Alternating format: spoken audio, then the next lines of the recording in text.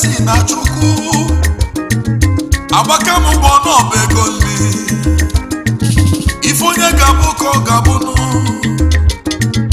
ife onye ga-abụ ka ọ ga-abụnụ n'ụbọchị Chukwu kelu mmadụ o delu ife ya bụnụ chidela n'odegonu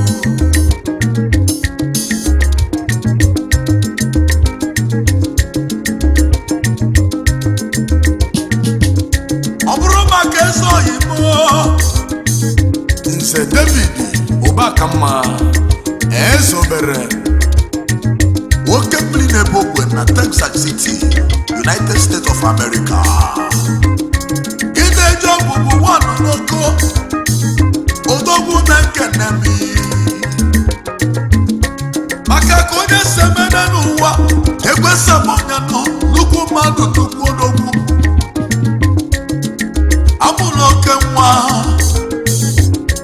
mgbe ibe ya nụ na Ngwube Chief Isaiah Udokogo ezobere Ogalalon Nurumi N'Esoko Village Oko Anambra State otoyite wegụba akwụkwọ nụ wibie na-agụ akwụkwọ nụ Nzubakụ mechala nweta ọlụnụ na Nigerian Broadcasting Corporation Radio Enugu State, Nigeria.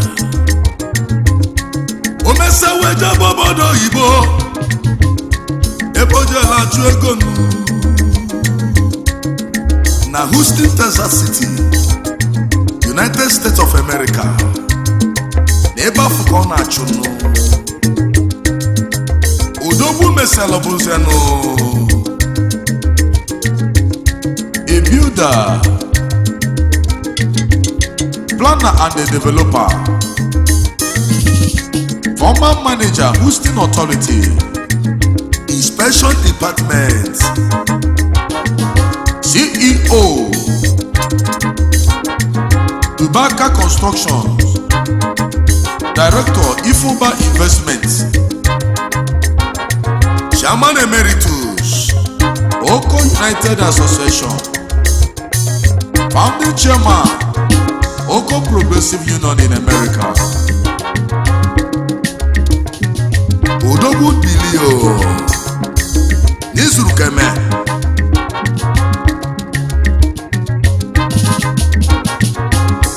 Aka Ogonsebaku Nemenu Kumu Igbo niile nọ na Texas Ichienye Chichi Oke mmiri na-egbu ogwe 1 na Houston, Texas City, United States of America.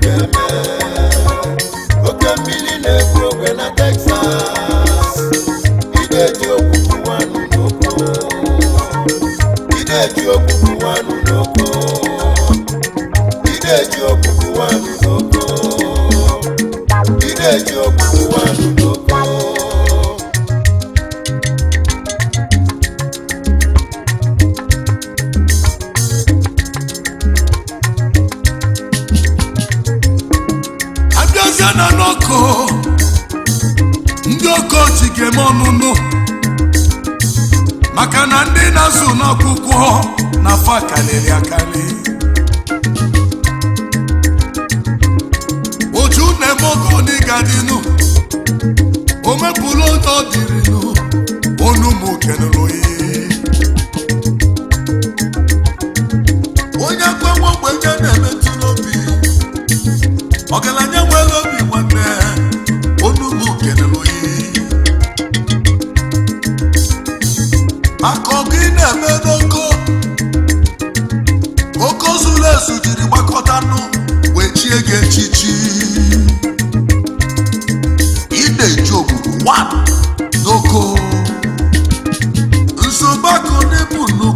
Ideji okuku wanu loko. Ideji okuku wanu loko. Onogu na ọdụmụ kenelu ihe. Ideji okuku wanu loko. Isuru kemeli. Ideji okuku wanu loko. Nemụlụ ihe mụlụ odogwu. Ideji okuku wanu loko. Nemụlụ ihe mụlụ oke mmanụ. Ideji okuku wanu loko.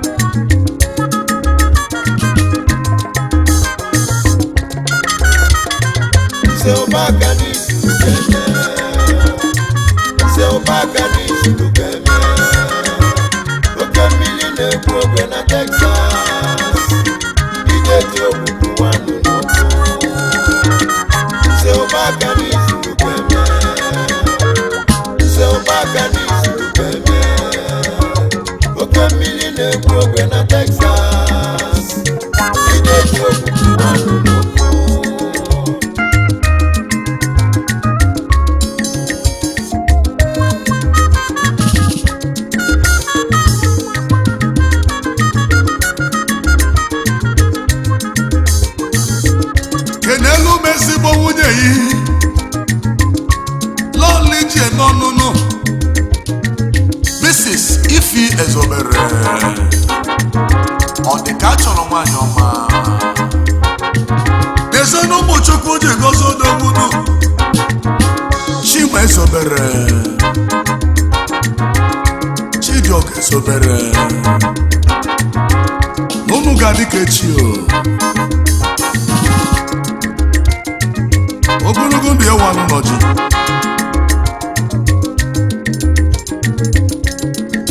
n'ebezanụ afọ m ụlọ odogwu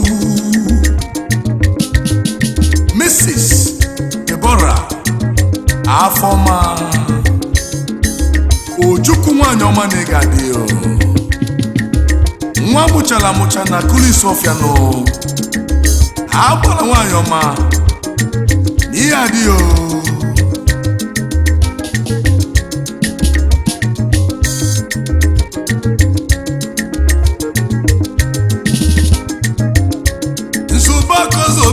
si mụ kenele ya ndezi oyiyi ọmanụ Chief Emmanuel Mobo Ntago 1 Loko Ezomudo nke mbụ na mbụ na Nioko Moko Nigadio Ilio Wekenebezano Chief Godson Okoye mmiri mmanụ gasawu galodogwu nọ n'ugwu kelere oyi mmiri mmanụ go 1 na Glaze Chukwu Chairman UDP Nwokos si na Glaze Chukwu former member of House Representative in the First Republic, former presidential candidate of Nigeria, onye Glaze Chukwu Jemono Negadio, Oko Sisi Bilio,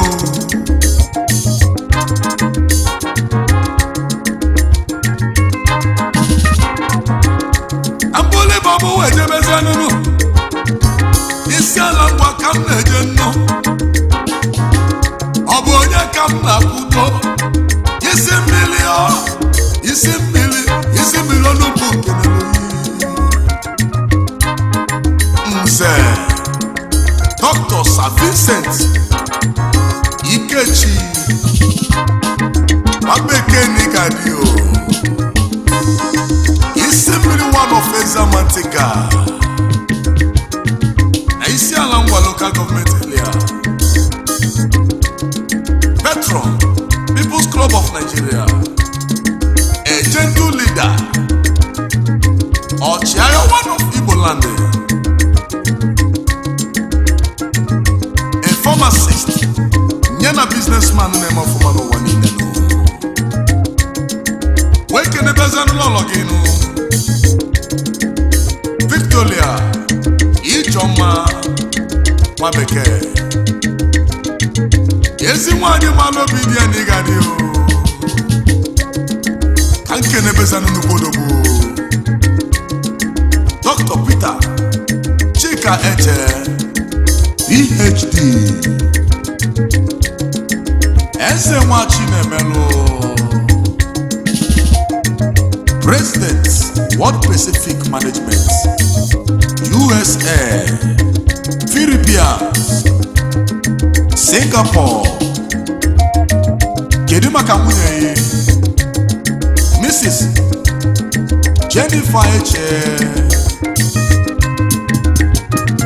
white woman beautiful queen in Philippines nwanyị eze nwa Chinemelu onye mmemme osodieme Africans lost you Nigerians lost you Anjelsu tozu odogwu agwata chibiri Chief CCS before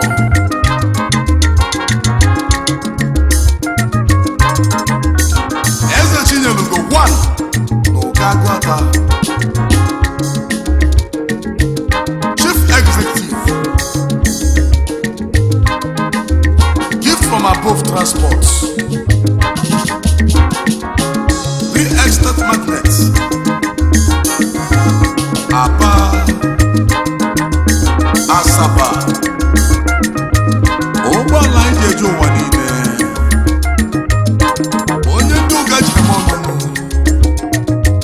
maka ndị na-enyere ụmụ ogbenye aka n'ụlọ ị na-alụkwasịrị ụmụ nwaanyị ife nwụrụ anwụ n'ụlọ ndị na-enwere onye ga-emerụfa na ị na-emerụfa n'ụlọ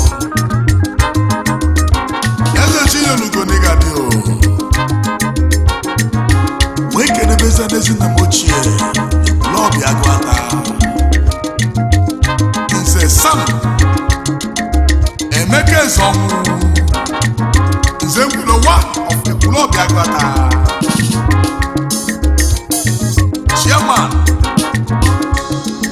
Ekwulọba Development Union United States of America National President Agwata Olumba Union United States of America Finance and Budget Manager King Countries Local Government in Washington, United States of America Director Mekus Enterprises Limited Kenelu Mulolo Iyo Lolo Alice Ezonwu nwanyị ọma n'ịgadị o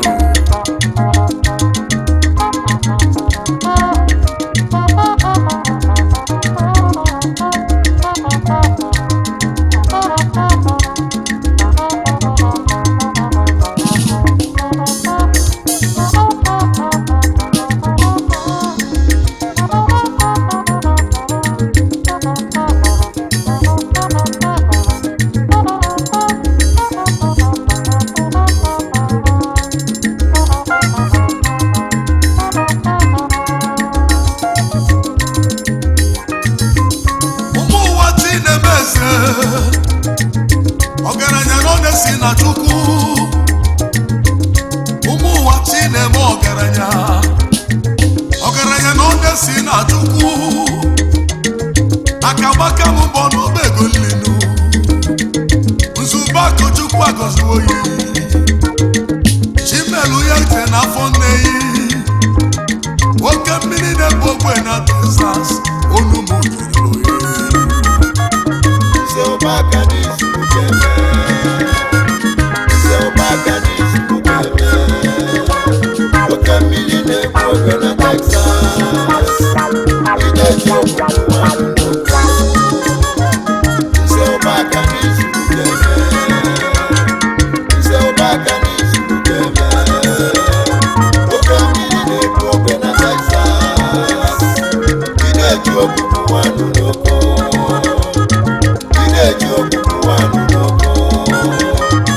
Ide wanụ n'oko